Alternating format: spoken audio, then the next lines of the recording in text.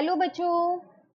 आज मैं आपको क्लास 9 जिसका सब्जेक्ट है मैथमेटिक्स, इसके चैप्टर नंबर 1 के एमसीक्यू क्वेश्चंस कराऊंगी। तो जैसे कि आप सभी को पता है कि टर्म 1 में इस बार हमारे पास एमसीक्यू क्वेश्चंस आने वाले हैं, जिसमें कुछ चैप्टर्स हमारे को दिए गए हैं। सिलेबस हमने अपना देख ही लिया है कि क्या है। जिन बच्चों ने अभी तक सिलेबस नहीं देखा और चैप्टर्स नहीं मार्क किए हैं, तो मैं लिंक दूंगी नीचे डिस्क्रिप्शन में। आप पहले अपनी एनसीईआरटी बुक में चैप्टर्स को मार्क कर लीजिएगा कि ये आपके टर्म 1 के चैप्टर हैं। उन्हीं में से एक चैप्टर है आपके पास, चैप्टर नंबर 1 नंबर सिस्टम। ठीक है, ये चैप्टर हम अपना पहले स्टार्ट कर चुके हैं, जिसके हमने क्वेश्चन नंबर 1 to 10 कंप्लीट कर लिए हैं एमसीक्यू के। तो जिन बच्चों ने अभी तक वो क्वेश्चंस नहीं किए हैं, तो आप वो क्वेश्चंस कर लीजिएगा। उसकी लिंक भी मैं आपको डिस्क्रिप्शन में दे दूंगी।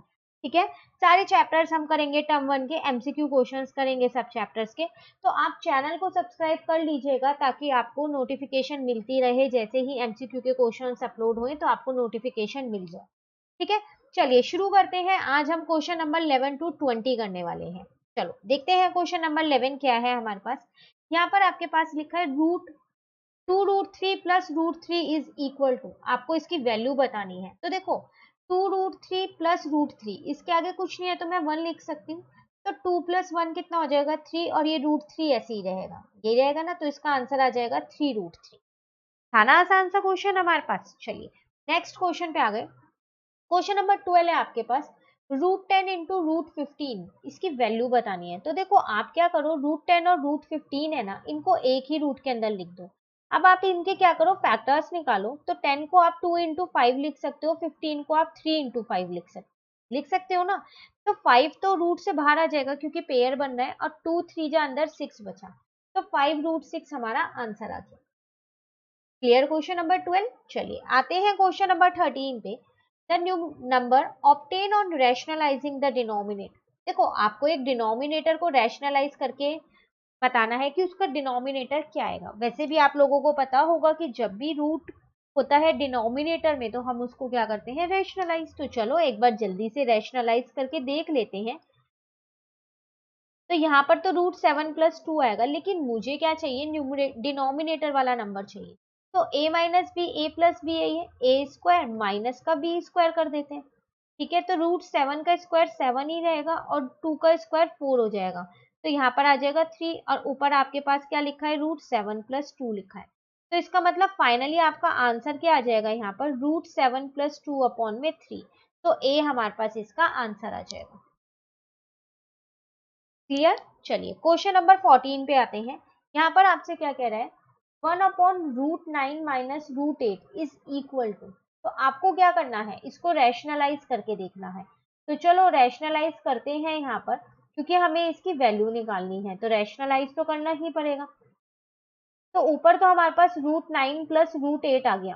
ठीक है, और यहाँ देखें तो √9 का स्क्वायर माइनस √8 का स्क्वायर, आइडेंटिटी लगा दी, ए स्क्वायर माइनस ए प्लस बी और ए माइनस बी। तो देखो √9 को तो आप 3 लिख सकते हो ना, और √8 को आप 2√2 लिख सकते हो, क्योंकि अगर आप 8 के यहाँ फैक्टर्स निकालो तो 2 इंटू 2 इंटू 2 होता है। यहाँ रूट है, यहाँ भी रूट लगा दिया तो 2√2 आ जाएगा। क्लियर ना। अब नीचे यहाँ पर आ जाएगा 9 माइनस 8। तो फाइनली आपका आंसर कितना आ गया। इसको आप ये भी तो लिख सकते हो, नीचे का डिनोमिनेटर का 1 लिखो या ना लिखो एक ही तो बात है। तो इसका आंसर आप पे कितना आ गया, 3 + 2√2।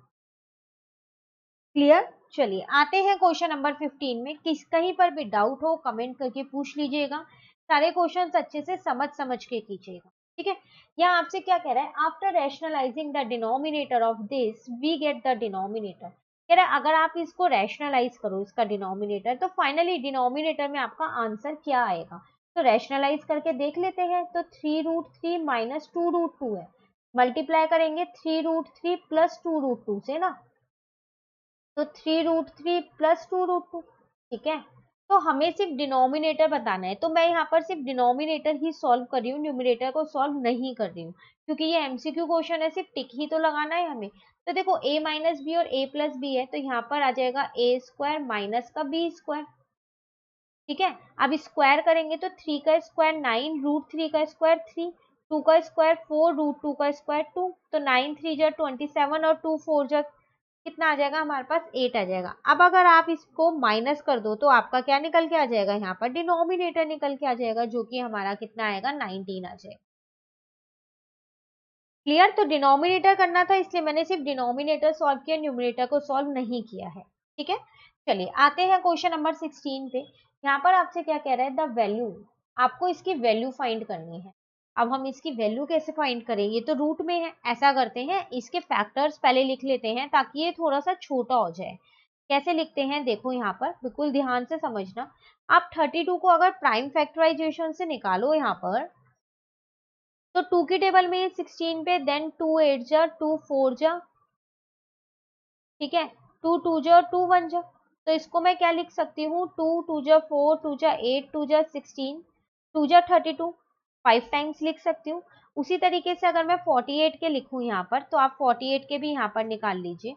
तो कितना आएगा, 2 की टेबल से करोगे तो 24 आएगा, देन 2 12 जाएगा, 2 6 जा आ जाएगा, देन 2 3 जा आ जाएगा और 3 1 जा आ जाएगा। ठीक है, तो 2 2 जा 4, 2 जा 8, 2 जा 16, 3 जा 24, 16 3 जा 48। ठीक है, 8 के लिखते हैं यहाँ पर 2 इंटू 2 इंटू 2, क्लियर। 12 के यहाँ पर लिखते हैं 2 2 जा 4, 3 जा 12। अब देखो, इन दोनों का एक पेयर, इन दोनों का एक पेयर, इन दोनों का एक पेयर, इन दोनों का एक पेयर, इन दोनों का एक पेयर, इन दोनों का एक पेयर। तो पेयर है तो रूट से बाहर आ जाएगा, तो 2 इंटू 2 बाहर आ गया, एक रूट 2 अंदर रह गया। यहाँ पर 2 इंटू 2 बाहर आ गया, एक रूट 3 अंदर रह गया। यहाँ पर एक 2 बाहर आ गया, एक रूट 2 अंदर रह गया, और यहाँ पर 2 बाहर आ गया, रूट 3 अंदर रह गया। क्लियर है यहाँ तक, ठीक है। अब जरा इसको हटा देते हैं। अब हमारे को ये फैक्टर्स तो नहीं चाहिए ना, तो हम यहाँ पर अपना क्या करेंगे, अब सॉल्व कर लेंगे। तो देखो, यहाँ पर आ जाएगा 4 रूट 2 और 4 रूट 3, और यहाँ पर आ जाएगा 2 रूट 2 और 2 रूट 3। आप देख रहे हो, यहाँ पर करूँ मैं इसको सॉल्व। यहाँ पर 4 कॉमन है, तो यहाँ पर बचा रूट 2 प्लस रूट 3 अंदर, और नीचे डिनोमिनेटर में 2 कॉमन है, तो रूट 2 प्लस रूट 3, तो ये कट हो गया। अब 4 से इसको कट किया 2, तो फाइनली आपका आंसर कितना आ गया है, 2 आ गया है आपका आंसर। Clear question number 16। चलिए आते हैं क्वेश्चन नंबर 17 पे। तो क्वेश्चन नंबर 17 में कह रहा है, if root 2 is equals to this, आपको रूट 2 की वैल्यू दे रखी है, देन आपको इसकी वैल्यू निकालनी है। तो ऐसा करते हैं, पहले इसको रैशनलाइज कर ही लेते हैं। तो रूट 2 माइनस 1 है और यहाँ पर रूट 2 प्लस 1 है, तो रैशनलाइज के टाइम पे रूट 2 माइनस 1 और रूट 2 माइनस 1 से ये रैशनलाइज हो जाएगा। तो यहाँ पर रूट 2 माइनस 1 का होल स्क्वायर आ जाएगा, और यहाँ पर ए स्क्वायर माइनस का बी स्क्वायर आ जाएगा, और इस रूट को हम ऐसे ही रहने देते हैं। ठीक है, देखो जो ये रूट है ना, ये न्यूमरेटर और डिनोमिनेटर दोनों में है, तो मैंने दोनों को अलग अलग लिख दिया है। ठीक है, रूट 2 का स्क्वायर 2, 2 माइनस 1, तो इससे तो ये कट हो जाएगा, तो रूट 2 माइनस 1 बचेगा, और नीचे कितना आ जाएगा, यहाँ पर 2 माइनस 1 1 होता है, और रूट 1 1 ही होता है। तो फाइनली मेरे पास रूट 2 माइनस 1 बचा। अब ऐसा करती हूँ, रूट 2 की वैल्यू को पुट कर देती हूँ। हम लोग अक्सर क्या करते हैं, यहीं पर ही रूट 2 की वैल्यू रख देते हैं, क्वेश्चन जहां पर हमारे को स्टार्टिंग में दिया है। नहीं, आप पहले रैशनलाइज कीजिए फिर रखिए, तो आपके लिए आसान हो जाएगा। तो जब आप वैल्यू रखोगे तो 0.4142 डॉट डॉट यही आएगी, तो फाइनली आपका आंसर ये आ जाएगा। आप इसे आगे कंटिन्यूएशन में लिख दीजिए। क्लियर क्वेश्चन नंबर 17 था ना, आसान क्वेश्चन, देखने में लग रहा था कितना मुश्किल क्वेश्चन है ये। देखो 1 मार्क का कितना आसान क्वेश्चन है ये। ठीक है, मेन है रैशनलाइजेशन आना चाहिए आपको। चलिए क्वेश्चन नंबर 18 पे आ गए हैं। क्वेश्चन नंबर 18 क्या कह रहा है, आपको इसकी वैल्यू फाइंड करनी है। तो देखो, आपको पता है कि पार के ऊपर पार होती है तो मल्टीप्लाई होता है, और यहाँ पर मेरे पास ये दे रखा है। तो मैंने बताया क्या किया, इस 2 की पावर को 2 रहने दिया, यहां से जब ये 3 वाला रूट हटाया तो 1/3 आ गया, और जब यहाँ से 4 वाला रूट हटाया तो 1/4 आ गया। अब पार के ऊपर पार है तो मल्टीप्लाई हो जाएगा सब कुछ, तो यहाँ मैंने मल्टीप्लाई में लगा दिया है। ठीक है, इसको इससे कट किया तो 2 आया, तो यहाँ पर फाइनली 2 1/6, 2 की पावर 1/6 मेरी आ गई, क्योंकि 3 2 जा 6 हो गया, और मेरा आंसर कितना आ गया, यहाँ पर सी आ गया। Clear question number 18। चलिए आते हैं क्वेश्चन नंबर 19 पे। क्वेश्चन नंबर 19 आपको क्या कह रहा है, आपको इसकी वैल्यू फाइंड करनी है। तो सेम पीछे वाला ही क्वेश्चन है, बस डिजिट एक तरीके से चेंज हो गई है। जब आप इस वाले रूट को हटाओगे तो यहाँ पर 1/4 आ जाएगा। पार के ऊपर पार है तो क्या हो जाएगा, यहाँ पर मल्टीप्लाई हो जाएगा ना मल्टीप्लाई, तो मैंने यहाँ मल्टीप्लाई कर दिया। ठीक है, अब आप क्या करोगे, देखो अब आप इसको इससे कट कर दो, 2 आ जाएगा, तो फाइनली आपका 81 की पार आ जाएगा -1/2। 81 तो 9 का स्क्वायर होता है ना, तो यहाँ पर आ जाएगा -1/2। फिर दोबारा पार के ऊपर पार है तो आप मल्टीप्लाई कर सकते हो ना, कट हो गया।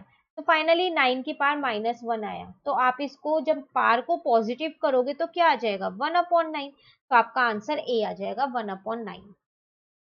Clear question number 19। तो एक्सपोनेंट और रैशनलाइजेशन से रिलेटेड बहुत सारे क्वेश्चन है जो आपके एमसीक्यू में आ सकते हैं।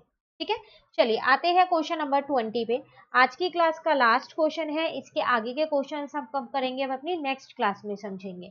तो आपको क्या करना है, यहाँ पर वैल्यू ऑफ, आपको इसकी वैल्यू निकालनी है।